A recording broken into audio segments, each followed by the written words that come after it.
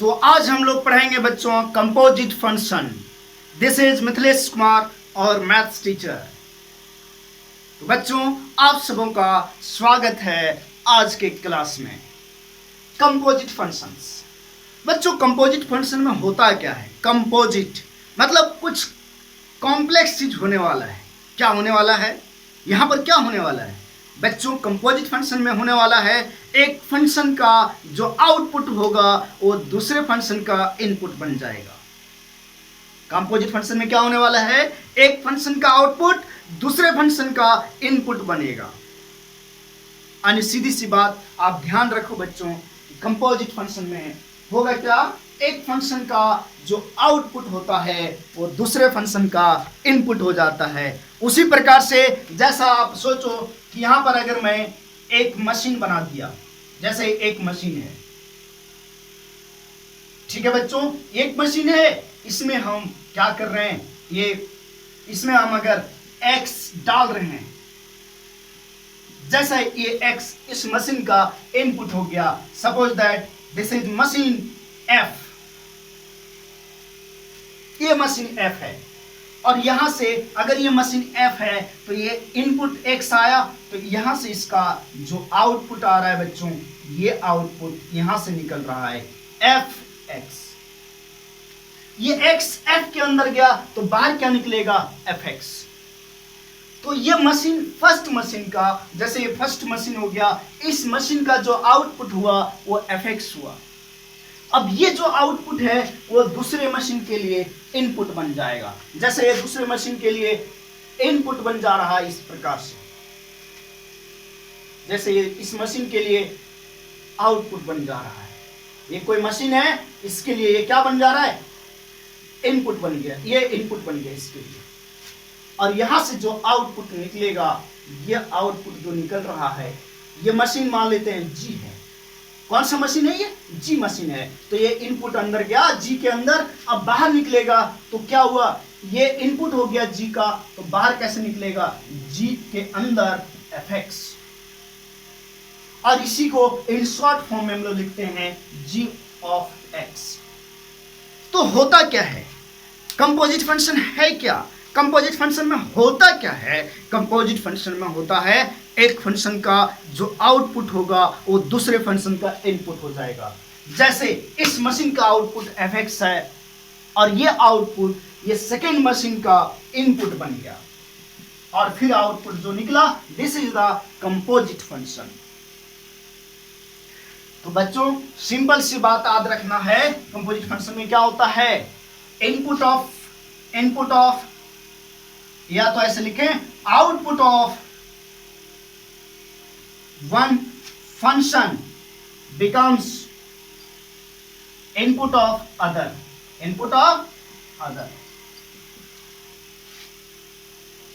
एक फंक्शन का जो आउटपुट है वो दूसरे का इनपुट बन जाता है। तो यहां से ये चीज समझ में आया होगा बच्चों। और सुनो क्या बात हो रही है। जो आउटपुट होता है, किसी भी फंक्शन का जो आउटपुट होता है उसको हम लोग रेंज बोलते हैं। क्या बोलते हैं? रेंज। तो कहने का मतलब ये Fx जो हो गया, ये मशीन F का रेंज हुआ, और जो मशीन में जा रहा है, जो इनपुट होता है, उसको अपन डोमेन बोलते हैं। तो ये Fx इसके अंदर जा रहा है, मतलब ये Fx जो हो गया एक तरह से G का डोमेन हो गया। या तो आप ऐसे समझो कि अगर G मशीन का लेने का जो कैपेसिटी है, मान लो 100 kg है एक बार में, और ये F मशीन जो बाहर निकाल रहा है वो 80 kg है। तो एक बात बताओ बच्चों, अगर इसका कैपेसिटी एक बार में लेने का 100 kg है, तो क्या 80 kg आसानी से चला नहीं जाएगा? जाएगा कि नहीं जाएगा? बिल्कुल जाएगा। अगर 100 kg भी कर दूं तब भी चला जाएगा इसके अंदर, लेकिन अगर 120 kg कर दूं तब इसके अंदर नहीं जाएगा। तो यहां से क्या पता चलता है बच्चों? यहां से पता चलता है कि जो रेंज होगा फंक्शन F का, वो सबसेट होगा फंक्शन G के डोमेन का, तभी ये GOF डिफाइंड होगा। GOF कब डिफाइंड होगा? GOF कब डिफाइंड होगा? जब फंक्शन f का रेंज मतलब फंक्शन f का आउटपुट सबसेट होगा सेकेंड फंक्शन g के डोमेन के। g का डोमेन हो गया और ये f का क्या हो गया? रेंज हो गया। तो GOF तभी एग्जिस्ट करेगा बच्चों, GOF तभी एग्जिस्ट करेगा जब फंक्शन f का रेंज सबसेट होगा फंक्शन g के डोमेन के। तो यहां से अगर आपको पूरा क्लियर समझ में आ गया होगा, पहली बात क्या समझ में आया कि एक फंक्शन का आउटपुट दूसरे फंक्शन का इनपुट बनता है कंपोजिट फंक्शन में, और कंपोजिट फंक्शन जैसे GOF है, GOF तभी डिफाइंड होगा जब फंक्शन f का रेंज सबसेट होगा g फंक्शन के डोमेन का। यानी जो फंक्शन अंदर में है, कौन अंदर में है? f अंदर में है, तो f का रेंज जो होना चाहिए वो सबसेट होना चाहिए, यानी छोटा होना चाहिए g के डोमेन में, डोमेन से, g के डोमेन से। तो बच्चों हम यहां से लिख सकते हैं। अच्छा, वो लिखने के पहले सबसे पहले अब देखो जो रियल डेफिनेशन होता है कंपोजिट फंक्शन को, उसको समझते हैं कि लेट f एक फंक्शन है जो a to b डिफाइंड है। फंक्शन f जो है वो a to b डिफाइंड है, और g जो फंक्शन है वो b to c डिफाइंड है, b2 फंक्शन। मतलब क्या हुआ कि ये जो फंक्शन f है ना, ये इनपुट ले रहा है सेट a से, आज जो आउटपुट जा रहा है वो कहां जा रहा है? सेट b में, ये b में जा रहा है। और g जो फंक्शन है इसका भी इनपुट b से आ रहा है, देखो b भी हो गया, दोनों सेम हुआ। आज जो आउटपुट जा रहा है ये कहां? c में। ये दो फंक्शन मान लिया। Then the function GOF from a to c, देखो GOF from a to c defined by GOF of x, और इसको अपन लिखते हैं g ऑफ fx। और ये जो x का वैल्यू होगा वो कौन सा सेट से बिलोंग करेगा? सेट a से बिलोंग करेगा। इसी को बच्चों हम लोग कंपोजिट फंक्शन बोलते हैं। इसी को क्या बोला जाता है? कंपोजिट फंक्शन बोला जाता है। और बच्चों ये GOF कब डिफाइंड होगा, कब एग्जिस्ट करेगा? GOF of x exists if, ये आई डबल एफ का मतलब होता है if and only if range of f is subset of domain of g, domain of g। बहुत ही इंपॉर्टेंट बात, ये GOF तभी एग्जिस्ट करेगा बच्चों जब फंक्शन f का रेंज जो है वो सबसेट होगा g के डोमेन के, जो कि यहां पर आप समझ चुके हो। मैंने बढ़िया से समझाया, कुछ मटेरियल लेके समझाया आपको। ओके डियर स्टूडेंट्स, तो यहां तक कोई डाउट नहीं होना चाहिए। चलो बच्चों इसको एरो डायग्राम से भी समझिए, इसको आप लोग नोट कर लेना, डेफिनेशन को भी नोट कर लेना। चलो एरो डायग्राम से भी आपको समझाता हूं। देखो एरो डायग्राम से एक function f(a) to b defined है, ये सेट a हो गया और ये हो गया आपका सेट b, और फंक्शन डिफाइंड है ये से b। इसी तरह से आपका दूसरा फंक्शन है g जो डिफाइंड है b से c। अच्छा b से c डिफाइंड है तो b तो अपन ने लिखा है यहां पर, एक मैं और सेट c बना लेता हूं। तो फंक्शन f डिफाइंड है a से b और g डिफाइंड है b से c।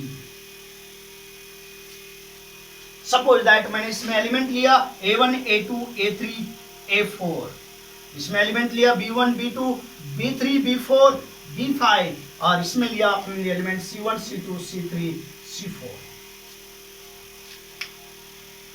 ओके बच्चों, c4 c5 ले लिया। लेट्स सी, मान लेते हैं a1 का आउटपुट b1 है, a2 का आउटपुट b2, a3 का b3 और a4 का b5।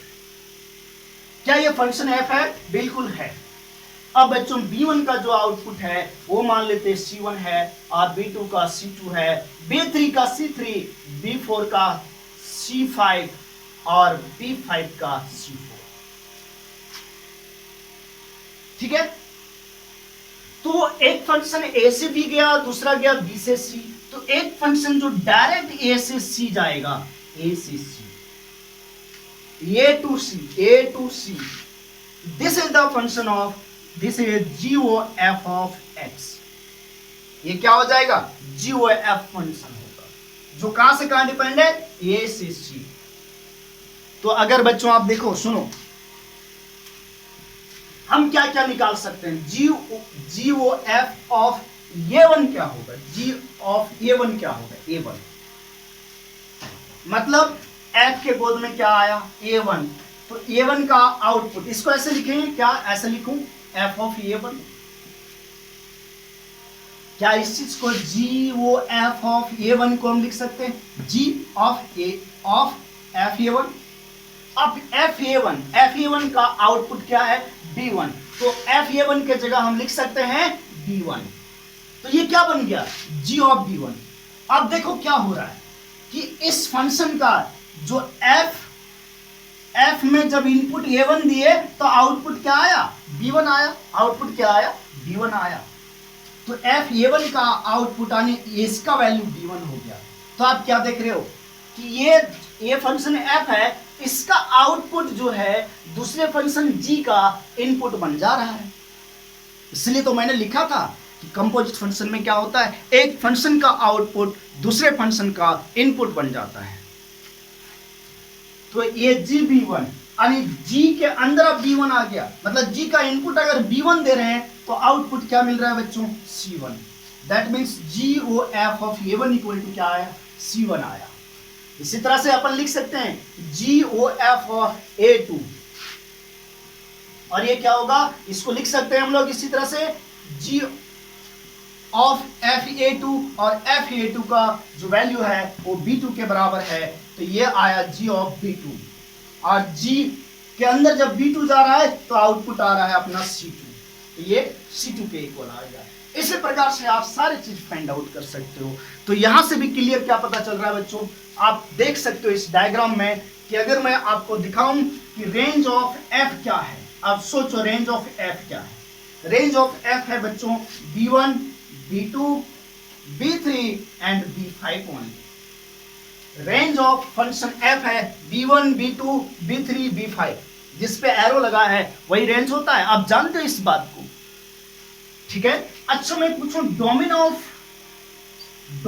G क्या है, G फंक्शन का डोमेन क्या है, डोमेन किधर होता है, इधर, इधर जितना भी एलिमेंट है सब डोमेन होगा G का। तो डोमेन क्या है, B1, B2, B3, B4, B5। Function G का डोमेन हो गया बच्चों B1, B2, B3, B4, B5। अब यहां पर देखो इस G और F डिफाइंड है, लेकिन कब डिफाइंड है, जब रेंज जो है F का वो सबसेट है किसके, डोमेन ऑफ G का। यहां से भी पता चल रहा है कि जो फंक्शन F है इसका रेंज सबसेट है G के डोमेन का, G के डोमेन का, तभी ये G और F एग्जिस्ट करेगा। तो डियर स्टूडेंट्स यहां तक आपको कोई भी प्रॉब्लम नहीं होना चाहिए। तो आप देखिए कंपोजिट फंक्शन कौन कौन सा हो सकता है, केवल क्या GOF हो सकता है या कोई और हो सकता है। देखिए आराम से देखो और समझो दोस्तों। तो दोस्तों देखो कंपोजिट फंक्शन कौन कौन सा होता है। दोस्तों कंपोजिट फंक्शन एक GOF ऑफ x हो गया, इसको अपन ऐसे भी लिखते हैं G ऑफ fx, ये सभी कंपोजिट फंक्शन है। FOG ऑफ x, इसको बच्चों लिखेंगे f of gx। f of x, इसको लिखेंगे f of fx। gog x, g of gx, gog x। तो ये आप लोगों को मिलेगा कंपोजिट फंक्शंस में, ये सारी चीजें फाइंड आउट करना होता है। यहां पर आप देख सकते हैं बच्चों कि जो फंक्शन f है उसका आउटपुट g का इनपुट बन गया, यहाँ g का आउटपुट f का इनपुट बना, यहाँ f का आउटपुट f का इनपुट बना है, और यहाँ g का आउटपुट g का ही इनपुट बना है। तो moral of the story in composite function क्या चीज है कि एक फंक्शन का आउटपुट दूसरे फंक्शन का इनपुट बनता है। चलिए बच्चों कुछ क्वेश्चन हम लोग सॉल्व करते हैं। अब देखते हैं ये GOF और f ऑफ x कैसे फाइंड आउट किया जाए। सपोज दैट स्टूडेंट्स आप लोग को किसी ने दिया fx equal to x square और gx इक्वल टू दे दिया 2x + 1, और बोला गया आपसे फाइंड आउट करने के लिए क्या क्या f o g of x, और क्या फाइंड आउट करने बोला GOF ऑफ x और क्या फाइंड आउट करने बोला, एफ ऑफ एक्स, और बोल दिया आपसे जी ऑफ एक्स। सबसे पहले सीखो इसको कैलकुलेट करना। तो सबसे पहले आज हम लोग सीखेंगे बच्चों कि इसको कैसे फाइंड आउट किया जाता है। लेट्स सी, आप देखो।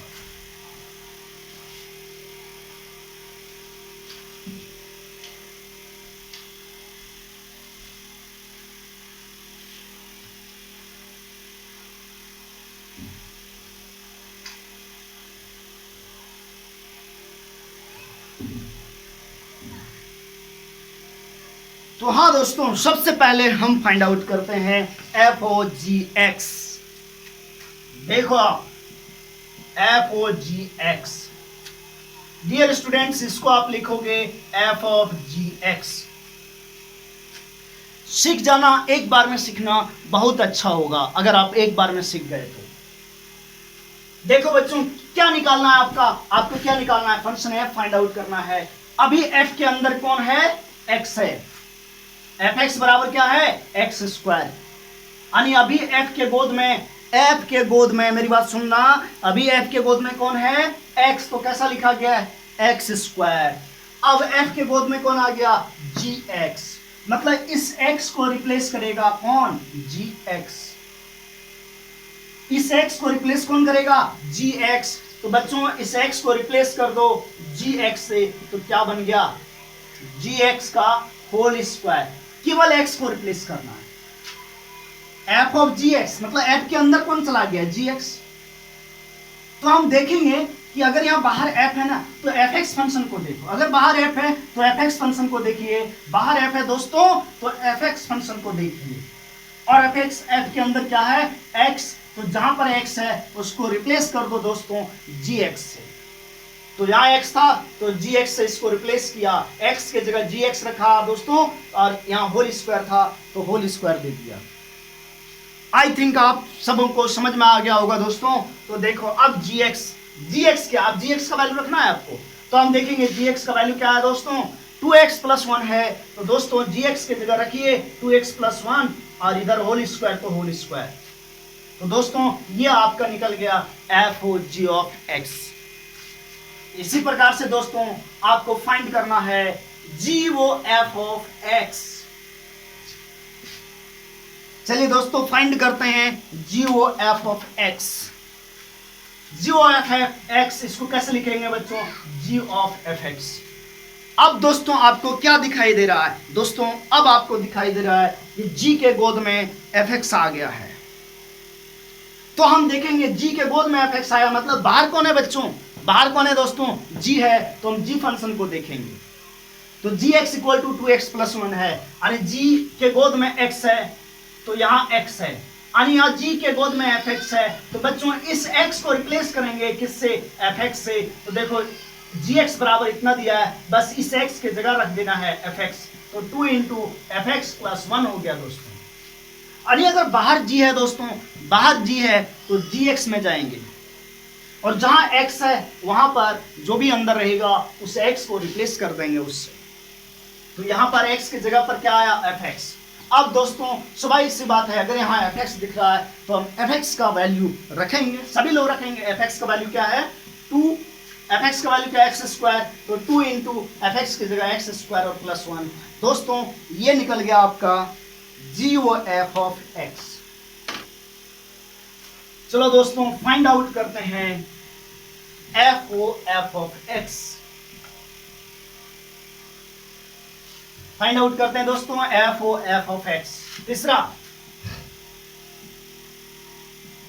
तो दोस्तों इसको कैसे लिखेंगे, एफ ऑफ एफ एक्स। बाहर कौन है दोस्तों, एफ है, तो कौन सा फंक्शन को देखेंगे, एफ एक्स। तो एफ एक्स देखें तो F x equal to x² है। दोस्तों इस x को, यहाँ पर जो x है इसको रिप्लेस करेंगे किससे, एफ एक्स से, क्योंकि अंदर में कौन है, एफ एक्स है। तो x के जगह अगर दोस्तों एफ एक्स रखा तो एफ एक्स हो गया x की जगह, और स्क्वायर है तो स्क्वायर डाल दिया। अब दोस्तों यहाँ अगर केवल एफ एक्स दिख रहा है तो सभी लोग समझते हो कि इसके जगह पर क्या आएगा, x² आएगा। तो x² का होल स्क्वायर, तो दोस्तों x² का होल स्क्वायर x⁴। पार्ट 4 देखते हैं दोस्तों, पार्ट 4। यहां आपको फाइंड आउट करना है GOG of x, gog x। क्या फाइंड आउट करना है दोस्तों? gog x फाइंड आउट करना है, ठीक है। देखो दोस्तों, gog x को क्या लिख सकते हो? g of gx। बाहर कौन है? बाहर g है, मतलब हम लोग gx फंक्शन को देखेंगे। gx फंक्शन है 2x + 1, तो दोस्तों जहां x है वहां gx रख देंगे। gx क्यों रखेंगे? क्योंकि g के गोद में gx है, तो जहां x है वहां gx रखा, तो क्या बन गया दोस्तों? 2gx + 1। अब दोस्तों यहाँ gx आपको दिख रहा है, तो gx का वैल्यू रख दीजिए जो दिया हुआ है। gx का वैल्यू दिया हुआ है दोस्तों 2x + 1 + 1। सिंप्लीफाई करेंगे दोस्तों, तो 2 2 जा 4x, 2 × 1 + 2 और +1, तो दोस्तों ये आ गया आपका 4x + 3। तो डियर स्टूडेंट्स, आप क्या देख रहे हो कि यहाँ जो fx का एक फंक्शन का जो आउटपुट है वो दूसरे फंक्शन का इनपुट बन जा रहा है। यही तो कंपोजिट फंक्शन है दोस्तों, और ये बहुत ही सिंपल है। आप लोग के लिए मैं 2-3 क्वेश्चन होमवर्क लिख के जा रहा हूँ दोस्तों, सॉल्व करके देखना, ट्राई करना। हो जाए तो बहुत अच्छी बात है, और नहीं हो तो कोई बात नहीं, नेक्स्ट क्लास में हम लोग सॉल्व कर लेंगे।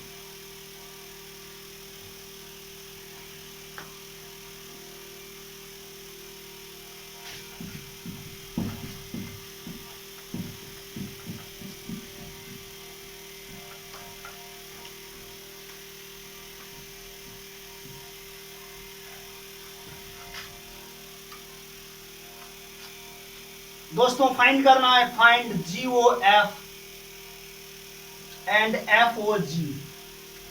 F जो फंक्शन F गिवन है R to R and G भी गिवन है R to R।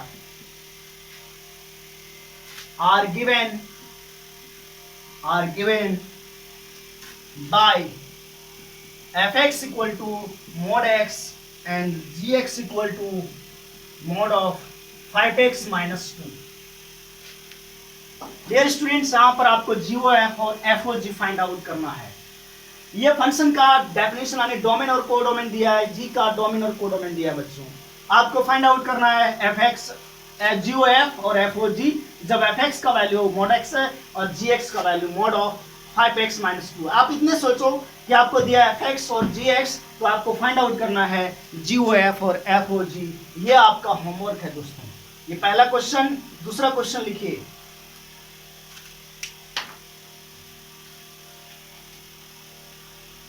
if the function f R to R and g f to R to R given by fx equal to x square plus 2 and x square plus 2 and g R to R be given by gx equal to x divided by x minus 1, find GOF and FOG। तो dear students, ये दो question आपको करना है। ये question उसी तरह होंगे जैसा मैंने सॉल्व करके दिखाया। तो ये कंपोजिट फंक्शन का आपका पहला क्लास है। दूसरे क्लास में और हम इसके बारे में डिस्कस करेंगे, इसके प्रॉपर्टीज, डोमेन वगैरह की डिस्कशन होगा बच्चों। चलो, थैंक यू।